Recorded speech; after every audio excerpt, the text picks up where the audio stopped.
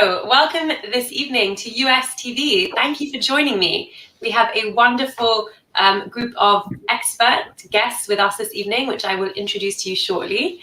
I am Rebbetzen Dr Hadassah Fromson. I am a Rebbetzen at Golders Green United Synagogue, involved in pastoral and educational parts of the community. And I'm also a practicing counseling psychologist. I work both privately and I work at the moment with the charity Chana, also in the community. And I'm also training as a Yoetzet Halacha in terms of helping women with halachic and women's health issues. We have decided this is the first of a wellness series that the United Synagogue will be putting on, as we realize with the current environment that well-being, mental health is more important than ever. And the aim of these series is to initiate conversations in the community that are informative, educational, but also very practical, things that we can really apply to our lives. And I have the pleasure this evening to be partnering with Jewish Care for this session tonight. So without further ado, I will introduce all of our guests tonight.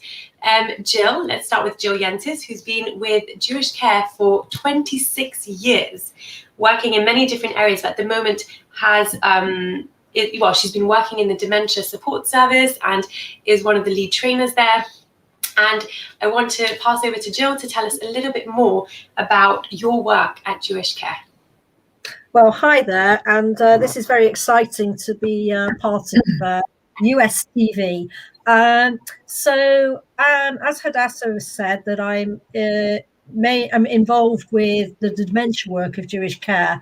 I come from a lecturing education background in the social care setting of further education, higher education colleges, and that led me into the training role within Jewish Care. And for the last 16 years, concentrating specifically on issues around dementia, training care staff, being out in the Jewish community, working with synagogue groups, working with outreach, and working in-house to keep the standard of dementia care as high as we possibly can. So that's really my main role at the moment. Thank you, Gill. And if you haven't gathered, tonight's evening is all about understanding dementia. We thought this was a particularly important topic to start off our wellness series in, as we're going to hear from Susan in a second, but I've noticed within my community, the people that have been struggling are those who need that care, who have been most isolated, and a lot of their support has been taken away from them. And so it's really an important conversation to be having about how to support and reach out to people with dementia. One of the things that actually came up for me was when you haven't spoken to someone for a long time, I always find that awkward, or I find it difficult to initiate conversations. And so one of the things we'll be talking about tonight is the best way to reach out and help people who are living with dementia and struggling in certain ways. Susan has a background in sociology and psychology and has been involved also in Jewish Care for over a decade, right, Susan? Yeah, I've been involved working for Jewish Care for 13 years, but was volunteering for at least 10 years prior to that. Wow. And you are responsible for a lot of the creative and experiential projects at Jewish Care, which we'll be hearing about later this evening. Susan, if you could tell us a little bit more about your role in Jewish Care, but also maybe you could tell us and reflect on how things might have changed for this population that we're talking about over the pandemic, over the last 12 months. Okay, so hi everyone, thanks for having me. The projects that I work for are those that support people living with dementia who are in the community. So those are people with a diagnosis of dementia together with their family members mostly, who are not associated with any of our residential care homes. We were running cafes and singing projects, which supported both of those elements of the dementia journey, if you like, the person with dementia and the carer together. Those were in person, happening within Jewish Care settings, and obviously since lockdown, everything has gone online, and we're now doing those projects over Zoom.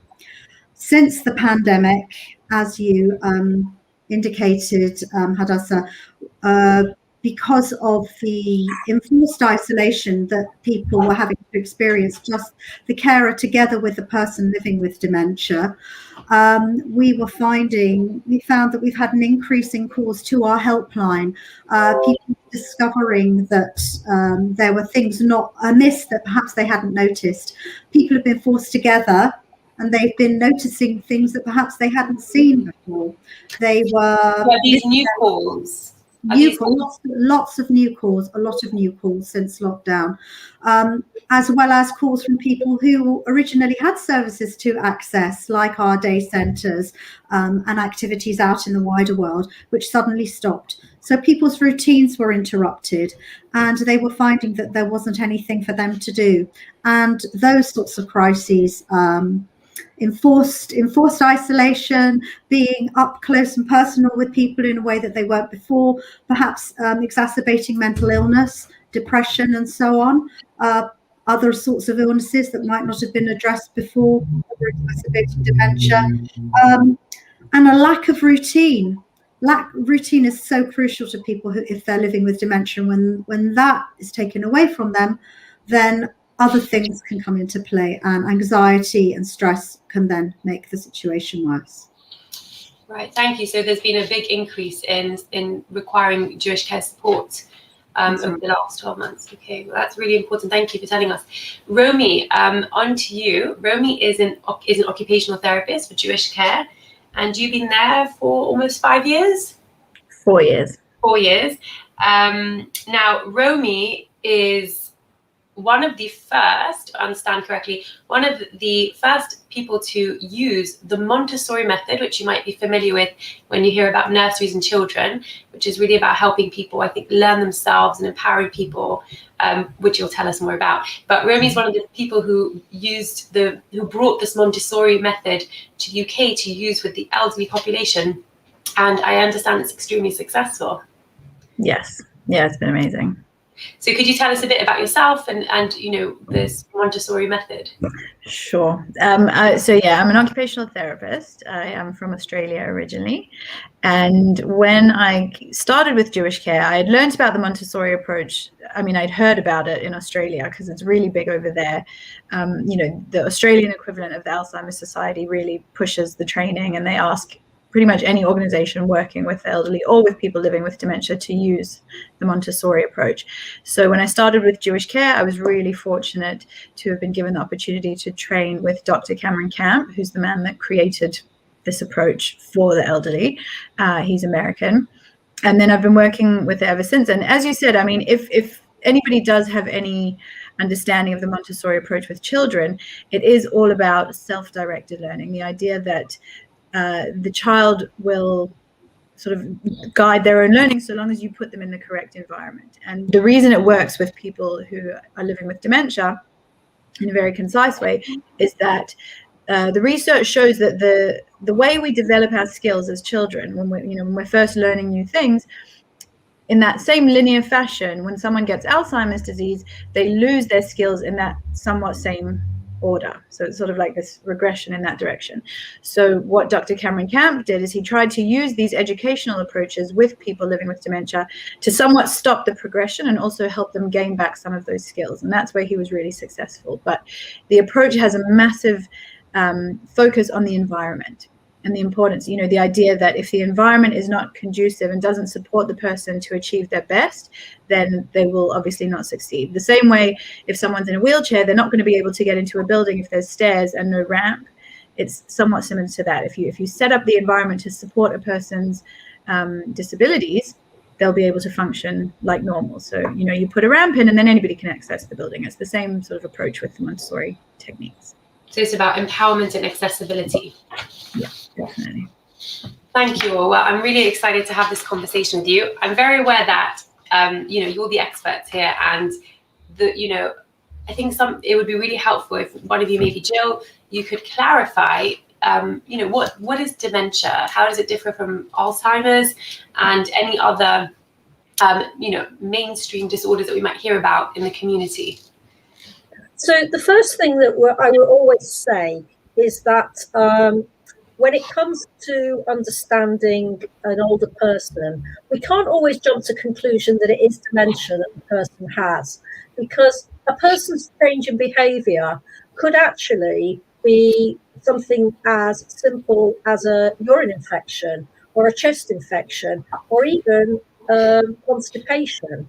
And we notice that a person can be very confused, they can have behavioural changes, it can look like this is something that is irreversible and they've probably got dementia, when in actual fact maybe they have the right medication, they have the antibiotics, they have the help to assist them to go to the toilet, and then we find that the behaviour goes back to normal, and it obviously wasn't dementia, but it was another illness. And I think one of the things we've got to be quite aware of is that, especially in older people, their levels of confusion, disorientation, hallucinations can be contributed to some very, very easily treatable illnesses, which a GP would probably be able to diagnose fairly quickly. But then when we get into something like dementia, that generally means that it's permanent damage to the brain. It's something that can't be necessarily brought back. Like some of them are more common than others. And so when we talk about dementia, we talk about it like an umbrella term of damage to the brain. But the thing that we have to understand is there's different causes of that dementia. And so when we say that somebody has Alzheimer's disease, it's a cause of dementia. And dementia is when the brain is affected through the thinking, the cognitive side of the brain. It's less about the physical, where somebody might perhaps become paralyzed down one side. It's more about their ability to remember, to be able to have appropriate behavior, and to have thinking and reasoning and planning. And Alzheimer's disease is the most common cause of this dementia. And one of the things that we do know is that it is progressive. How it starts might be a little bit of repetitiveness, like repeating the same thing. What are we doing today? Oh, well, we're going to go and see our son and daughter. And then 10 minutes later, what are we doing today? Oh, well, I told you that 10 minutes ago, we're going to see your son and daughter. And then half an hour goes by, what are we doing today? And so there's a continuous repeating and not being able to hold on to information. And that's usually because that part of the brain has been damaged. The brain cells are not working anymore. And that's something that will be progressive. And we notice that people, generally speaking, with Alzheimer's disease, it is progressive and the person will get worse. But then there are other dementias, other things that cause dementia. Like somebody might have some problem with their blood circulation, and that might affect the brain in the way that the blood doesn't flow so well, and it might cause some little strokes. And depending on where in the brain that happens, they may lose words, they may lose memory, they may lose the ability to remember stuff, or even to know what's appropriate of how to respond to something. We notice both with vascular dementia and with Alzheimer's disease, sometimes people are not quite the same person that they used to be. Sometimes I get somebody saying to me, my dad, he's like using like swear words. He never used to swear. And now he's swearing all the time. And he's speaking in a very inappropriate way to the carer who comes to help him and get him washed and dressed. And that's all part of where the damage might be in the brain. And that's really what dementia is. It's permanent damage to the brain. But what we have to focus on, which is really about where Susan and Romy come in, is about not focusing on what the person can't do anymore, but focusing on what they still can do. A huge amount the person can still do. They may have damage in the brain where that bit of the brain is dead and it's not going to come back, but there might be another 75% of the brain that is still functioning. So that's really what dementia is. I don't know whether we're able to see any of the slides, or we're not going to. I think we weren't able to figure out that, but I know that you wanted to show two images of a brain and some differences between them. Maybe you could tell us what we would see. Yeah, I think one of the most important things is that if you look at a brain which is a normal brain, which hopefully all of us have a normal brain, where it's all fully functioning and we've got all our brain cells that are actually doing what they're supposed to do, the disease gets into the brain, whether it's Alzheimer's disease or vascular disease or some of the other dementias, and there will be areas of the brain that are not functioning anymore. And that would have been, I would have liked to show you the image, but it shows where a normal brain, that all the bits of the brain are all joined up, a bit like a jigsaw. But when you take away some of those pieces of the jigsaw, what you're left with is parts of the brain that are now not connected. So if you have somebody who has a glass of water, they may have it in front of them, but the connections in the brain have broken and they may not know what to do with that glass of water until somebody puts the glass of water to their mouth and then they remember how to drink it. But without that, the glass of water will sit there because they have forgotten how to make that connection of lifting the glass of water to their mouth. So in some cases you might need to trigger that, help trigger different yeah, steps, right? And oh, there's a picture of the brain. Very creative, yes. Wow. And one of the things I learned many years ago in the training that I did to become a dementia trainer was that actually when looking at the brain of somebody with severe Alzheimer's disease, the brain actually weighs, oh, there we go. There's the lovely picture. The brain actually weighs half the weight of a fully functioning brain because the brain tissues and the brain cells have dissipated. They've gone, and the brain has shrunk. And you can see here, which I think really when you see all the bits of the periphery of the brain, it's all joined up. The browns and the oranges and the yellows are all joined up. And that's showing you how everything from the way that we think to the reasoning to the day-to-day life is all connected because the brain is functioning. But when you see how the disease has spread, you see parts of the brain which become islands. And they are areas where the brain is not connected. And that is where we come in, is actually helping to make those connections to help them still function.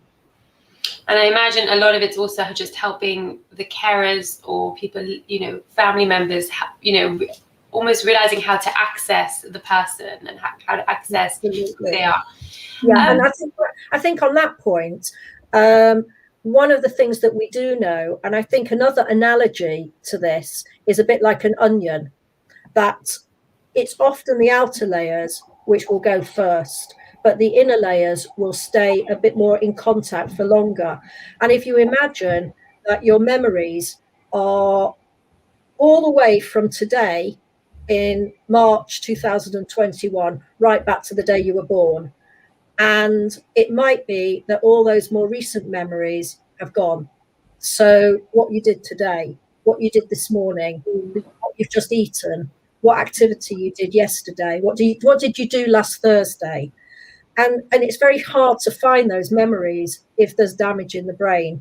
But what we do know is that we can still retrieve memories which go back 50, 60 years, which is why it's so amazing to be able to see somebody talking about what happened on their wedding day 65 years ago, and they can tell you in such detail of what they ate and what they wore and what Auntie Ali said at the wedding, and they can sing songs which they remember every single word. And if they were an avid shul goer, that they can remember the prayers word perfect. If you start off the prayer Baruch, then they're off. They can remember everything. Do their memories get better for things in the past? They just become more fine-tuned because all the more recent memories have disappeared. But what's really interesting, sorry, Romy, do you want to carry on? Because this is your expertise. Carry on. No. I was just going to say, it's not necessarily that they get better, but it's that, as Gill says, it's easier to locate because it's been with them for a lot longer. So the part of the brain that gets the most amount of damage when you have Alzheimer's is it's almost like the filing system for your memory. So it's the area of your brain called the hippocampus. And what happens is when we sleep, at the end of the day, that part of the brain will take everything that's happened that day and file it and store it away in where it needs to go. But someone who has Alzheimer's, it's like you've got a really terrible person doing that filing job. So it goes all over the place. But whatever was like further back in history is a lot clearer to you. Right. I just want to also add to something like that is that quite often a memory may go, but the feeling that the person has will stick around for a lot longer. Mm-hmm. So if somebody actually raises their voice because they're cross with that person, when this person keeps repeating themselves all the time, you know, when are we eating? When are we eating? When am I going home? What are we? And then somebody shouts at them and says, look, I've told you this already. All right, I've told you this.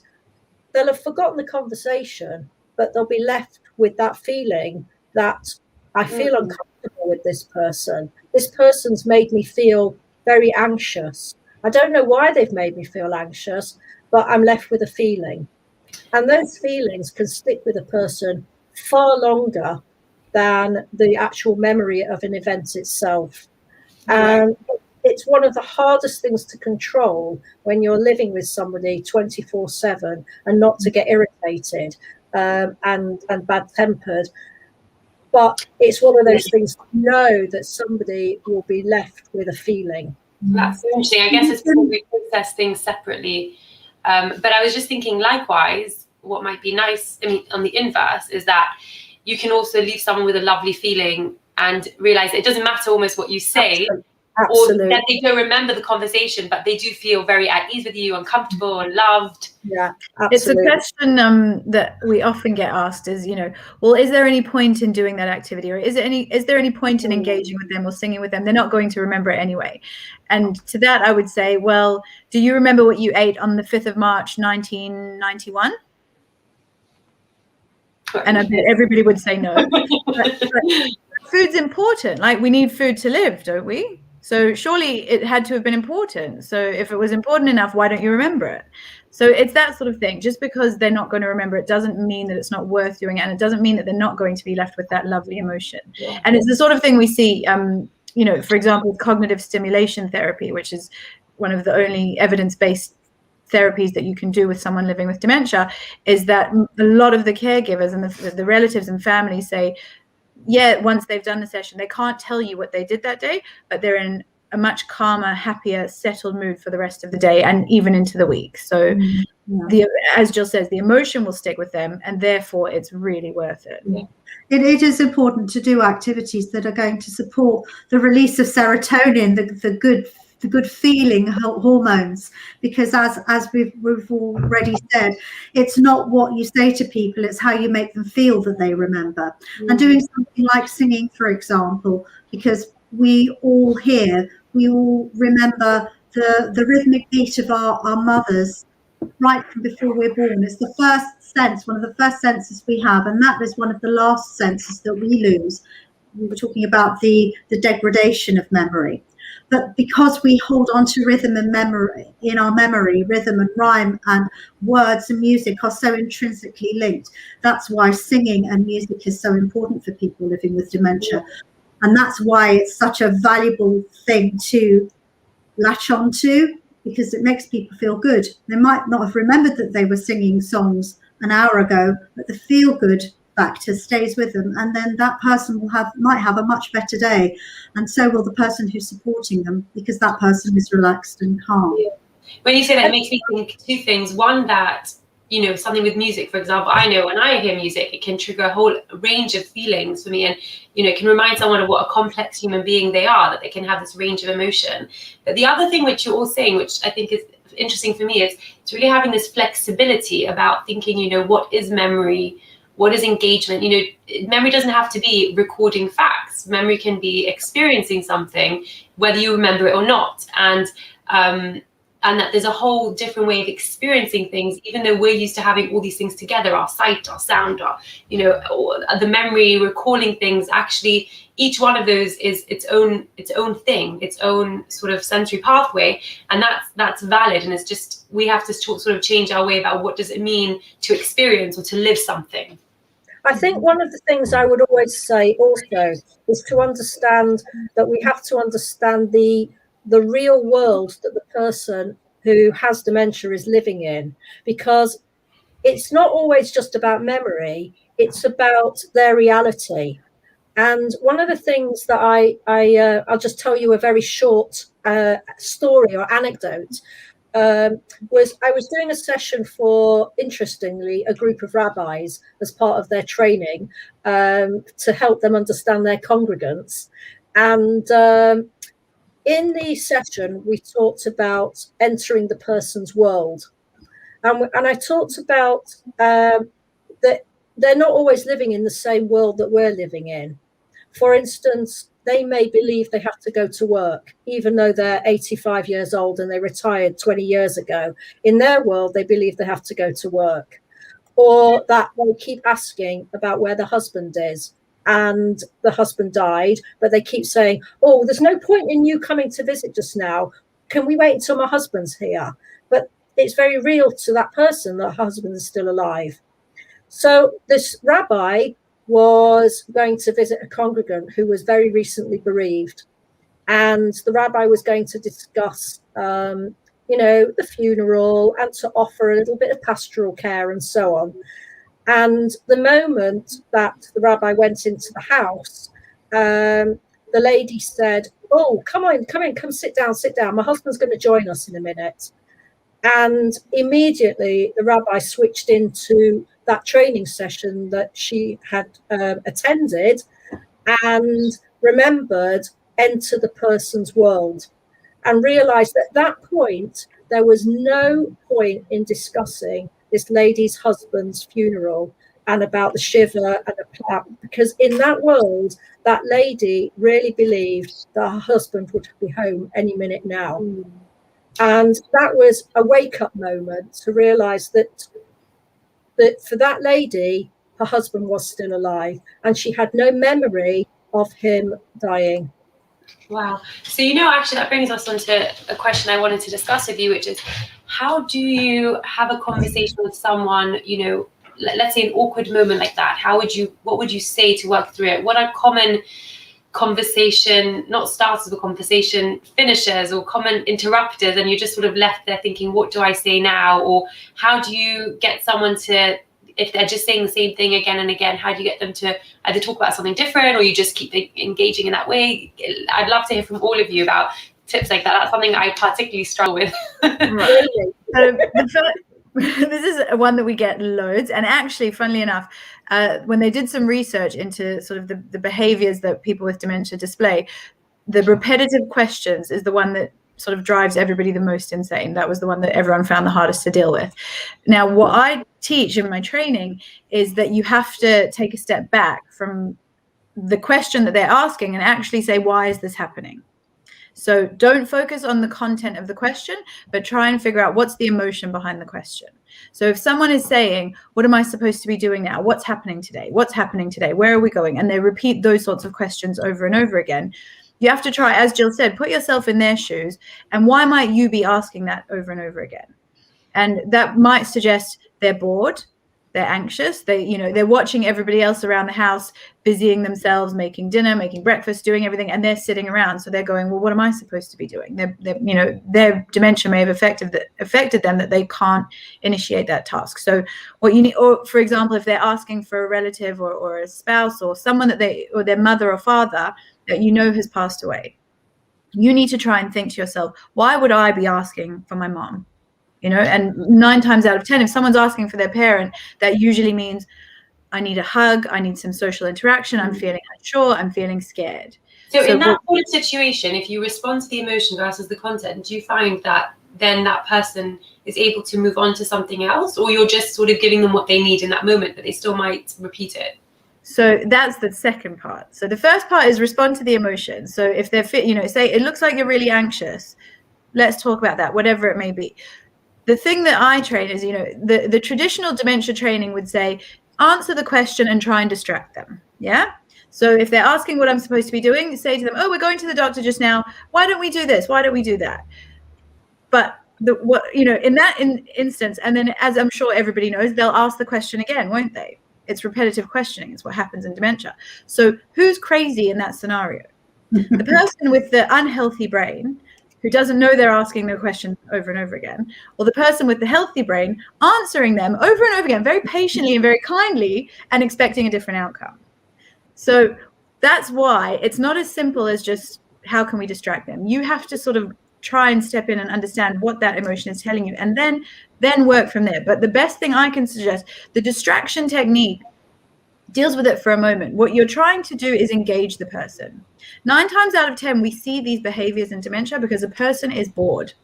They're bored. They're looking for something to do. They're not sure what's happening. We're all running around and we're just sort of expecting them to sit there and not do anything. So if you can engage them in something that is familiar, that is meaningful, that they would enjoy doing, more than likely you won't see those behaviors happening. So is it when you're talking, it makes me think that it's a meaningful distraction or a meaningful task, meaning like you're not distracting them with words, with thoughts, but you're saying, oh, you're diverting their attention to doing something specific. To doing something, and not as you said, the meaningful is the operative word that we're going with. It's not busy work. We're not trying to keep them busy so we can get on and do things. Everybody, no matter diagnosis of dementia, no matter your age, wants to feel useful. And what tends to happen when someone has dementia is we start taking away all their activities, and we say, well, you can't make a cup of tea anymore because you might burn yourself or you might make a mistake. You can't do that. You can't do that. We'll do it all for you, from a really loving place. But then you're leaving them there with nothing to do and they feel useless. So if you can give them something meaningful and something that actually has a purpose, they're going to be engaged a lot longer than if you just sort of put a newspaper in front of them and say, oh, there's a newspaper, have a read. So it really is, from your experiences, that giving meaningful tasks is meaningful. So meaning it's not just another task, and it doesn't make you feel better that you're giving them something meaningful, but for the person themselves, they're actually experiencing it on a different level. 100%. And part of my training is that, because a lot of the time, I'm sure people, if you've worked with someone living with dementia, their default setting is no. Do you want to do this? No. Do you want to go here? No. Right? And they'll say no a lot. And so you think, oh, well, they don't want to do anything anymore. Ask them for help. I promise. Will you help me? Like, say, will you help me do that? Will you help me? So if they're repeating the same question over and over again, you can sort of, again, respond to the emotion and then say, actually, I really need your help. The dishwasher's just finished. Would you mind helping me sort out the cutlery? I'm going to go do something else, but I really need you to help me with that. Ask them for help. It changes the whole interaction. It's not you doing for them. It's them doing for you. And there'll be far more. Every person that has ever tried this technique says they say yes way more than they ever used to. People need to set their expectation that the task that you've asked the person to do is going to be done perfectly, because it probably won't be, but that doesn't matter. Exactly. It's not about that. No. It's about the benefit to the person that you are supporting. Isn't that right, Romy? Yeah. I think also a lot of it might depend on what the relationship is that you have. So the rabbi who went to visit this lady, obviously it wasn't about trying to engage in activity with this lady, but she realized right from the start that this lady was in a different reality. And the most important thing there was to talk about her husband. And so, again, the rabbi looked back on the training and thought, what props or tools do I have here and now in this lady's house? And said, oh, I wonder, do you have any photographs of your husband and your family? And then they got out a couple of photo albums, and the lady was very happy chatting about, oh, this is when we went to Israel, and this is when we went to South Africa, and they talked about the husband, talked about the family, and it was not even any step towards talking about a bereavement, a funeral, and shiva, and that actually put the lady in a very good mood. And then realised that any discussion about the funeral of the shiva had to be done through children. Oh. On these notes, I'm thinking, we're having this conversation, and what is the average age of onset for dementia, and what is the process when someone sort of knows do people know that they're developing, a disease or dementia issues, and how do they deal with that, or how can family members help them deal with that? Susan? Well, everybody's dementia is different. So there is no classic onset of dementia for one person that's going to be the same for everyone. It will be different. Some people are very accepting of the fact that they've been given a diagnosis, and they may be quite relieved that they have a label. Some people may be in denial and not want to know that they've got dementia. Very often, it's the families that don't want to accept the diagnosis. And that, in a lot of the work that we are doing at Jewish Care, particularly from the point of view of family carers, that is crucial work. Oh no, my husband, my wife wouldn't like to come to a day centre. They're not ready for it yet. They probably are really ready for it, and they will be supported to do meaningful activity and to have something in their day that they can look forward to and be part of a club. But their family members are not able, for whatever reason, to accept the fact that this is the stage of life that they're now at with their relative. There is a lot of pussyfooting around people when they get a diagnosis of dementia, and families particularly may be very reluctant to say the D word, not name the beast. It can be very, very helpful to talk about it. Some people may not want to talk about it, and that's also okay. But in that case, it's about supporting the families to work with that. Sorry, there's some background noise. So you're basically saying there's not any, are there any tips, or are there any patterns that you see in terms of helping people, especially with either the family members don't want to admit it, or the person themselves is struggling to, is in denial? How can you help a family member talk to their relative about it? Well, you go. Sorry. No, I was just going to say, I think it's going to be different for each person, and whether it's going to be helpful to talk about it. That's the other thing. I used to work for a memory clinic, so we were working with people who were at the stage of diagnosis, and families would often say to us, "Well, should we tell the person?" And it's a case, as Susan said, there's no one type of dementia. Everyone's dementia is different, and the way you approach it is differently. If the person can handle it, and they're aware of what's going on, and they say, "Well, I can tell something's wrong with me. What's happening?" and they'll be able to accept that, then you can talk about it with them. But I think some people, because by nature of having memory loss, they might forget it. And if they get really distressed and anxious, and I don't have the problem, you've got the problem, then you need to think like, well, actually, is this going to be of any help to talk to them about it? And if not, then, you can avoid it. But I'd say tips and tricks, the thing we always say is that, you know your relative best, you know them the best. And similarly to that, what Gill was saying earlier with the emotion, we can, as with healthy brains, we can process our emotions. So we can maybe understand, okay, that was a really upsetting conversation, but I'm going to be able to get through it and whatever else. Someone with dementia might not have that capacity. So you'll have that upsetting conversation, and they'll be with that lingering awful emotion for the rest of the day. And then you both have a terrible day as a result. And why? Just because you had to tell them they had a diagnosis? Do you see what I mean? So I think you really have to gauge it on the person that you're dealing with, and whether or not they can handle it. I've had experience currently with one person that I'm supporting regularly, who tells me all the time that she's living with dementia, and she tells me all about her dementia and about whether or not it's hereditary or not, and she's obsessed with telling me that she has dementia, and she doesn't back off from it. And I have other clients who their family member who has dementia, they're like in complete denial and saying, their husband. The husband wants the wife to accept the fact that she has dementia, and that's the carer's need. It's not the person with dementia.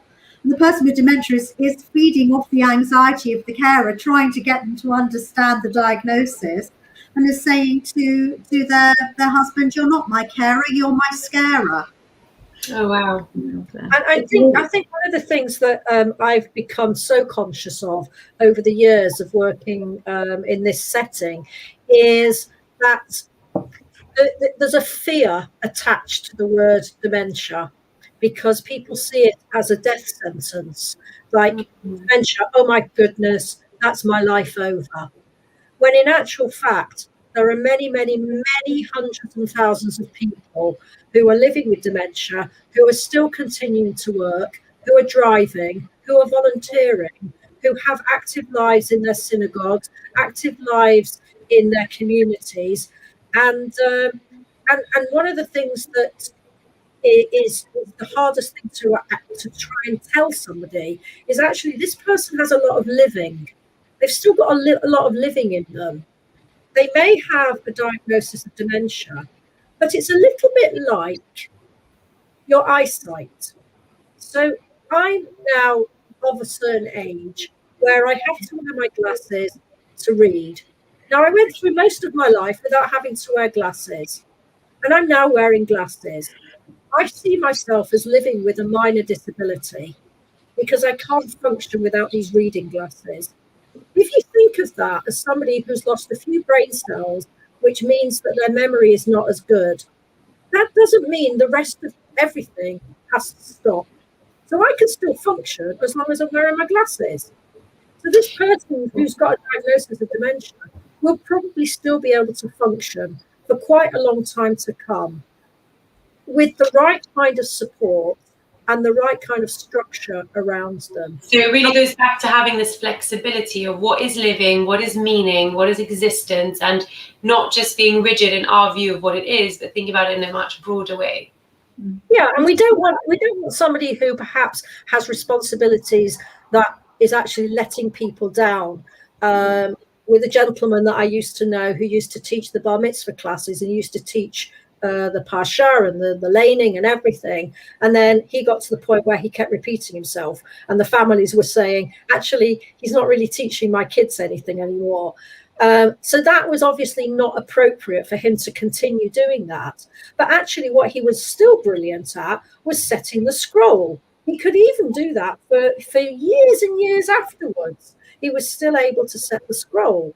And that's what gave him a function. The lady who can't remember whether it's Tuesday, Wednesday, Thursday, Friday, is still involved in doing the kiddish duties and cutting up the cake and pouring out the wine. And therefore, she still has a purpose, and people are still asking her to do it. But with so many other things, she won't be able to tell you what's going on in her life. But she can still do those things, and that really is what Susan and Romy are all about. Is about the enabling part of the work of working with people with dementia. Now we talk about living well with dementia. People can live well with dementia. Yeah. Thank you. I think that was very, very important for you to point out. Thank you.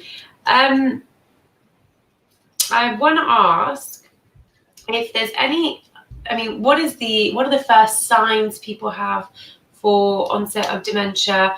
What is, the age that people might start be looking at this? And also, is there anything that you can do to prevent or slow down, like you say, the disease in the brain, whether it's cognitive work or memory work?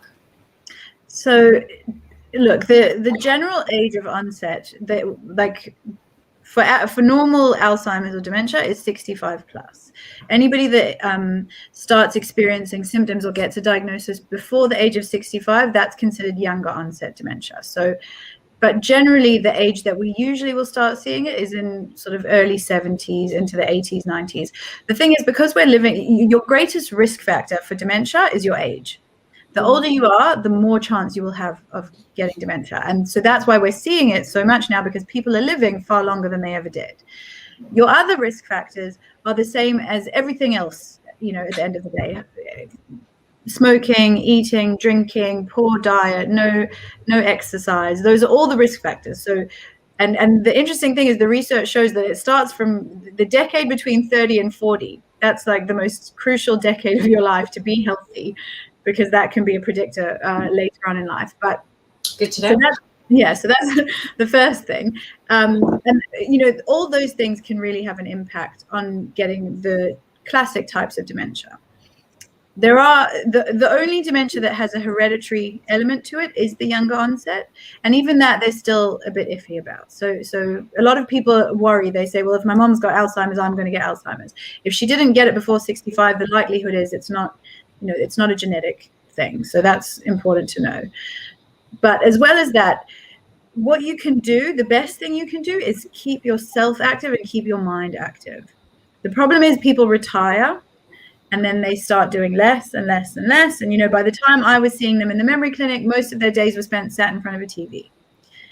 And, your brain's like, we need stimulation. So, and that can be crosswords, that can be Sudoku, that can be, but the best way to keep your brain active is to learn new things.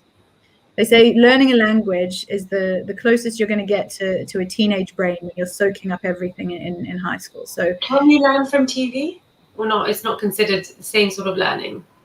It's not an active way of learning. I mean, and that's, when you think about now at the moment, that's the issue that we're facing, is that because we're all isolating and people can't see anybody, the only real source of engagement is via Zoom and television and everyone's doing things like this, which again, for people with a healthy, active brain, we can interact and we can stay focused. But for an older person who's used to, the old way of interacting with people, it's a struggle. And it's not as stimulating to the brain as obviously face-to-face is and active learning. I mean, Susan, with your Singing for Memory group, you see people who are learning songs that they never knew before, but they're week by week, they're remembering the songs. Well, they never knew them before. Yeah, that's right. We have a welcome song that we do, and everybody now knows it. We've been doing it for a couple of weeks now, and everyone's joining in with it. Everyone's muted, obviously, apart from the singing.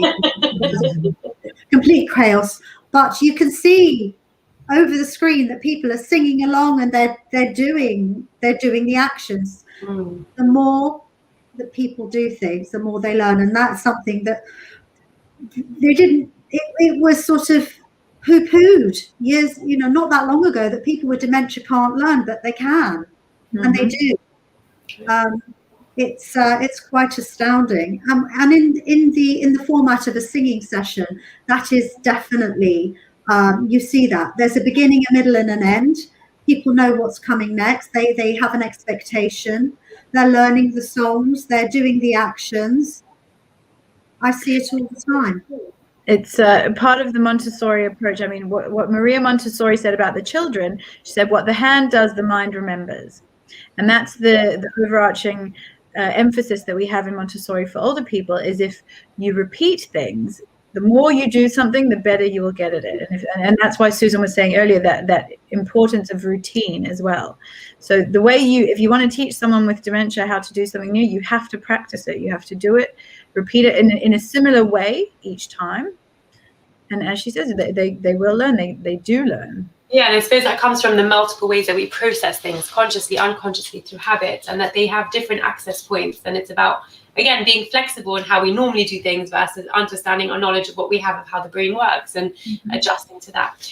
Before I ask you about the things that you do at Jewish Care for people and like what other ideas, I just wanted to ask one more question, which was, what are common misconceptions that people have about dementia?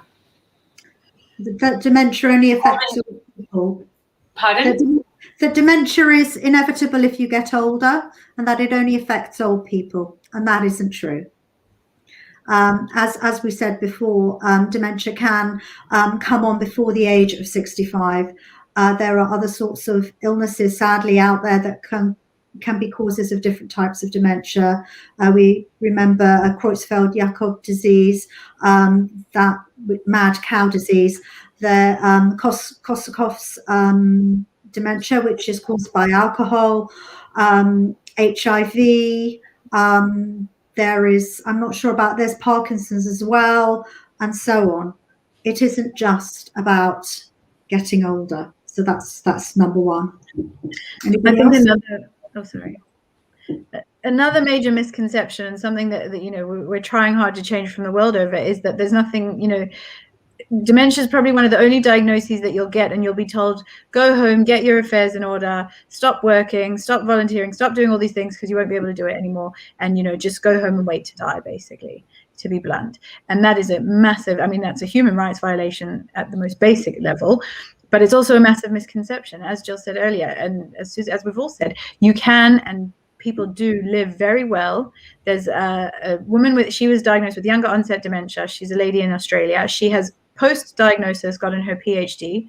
She's a professor at a university, and she is a massive advocate. She's a shining example of what you can achieve despite having a diagnosis of dementia 12 years on. So, it's the idea that you shouldn't give up just because you're given that diagnosis. There is a lot that you still can and should do.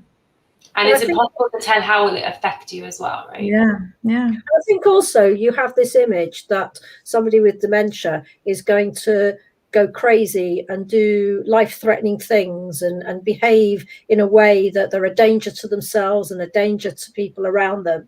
And it might be a tiny, tiny, tiny percentage of somebody who might possibly not be in control of what they do at the quite later stages of dementia. But, the idea that you can't give somebody with dementia a sharp knife, for instance, because they're going to wield this knife and they're going to cut themselves or they're going to attack somebody. That's ridiculous, because one of the things, I have a very strong memory, and we used to use it in a film, which was a gentleman who was in his 90s. He was coming really towards his end of his life. He'd spent his whole career slicing smoked salmon. And that's what he did. His job was to cut the smoked salmon in a deli. And he'd been doing that all his life. And he was given this piece of salmon and a really sharp, very, very long knife.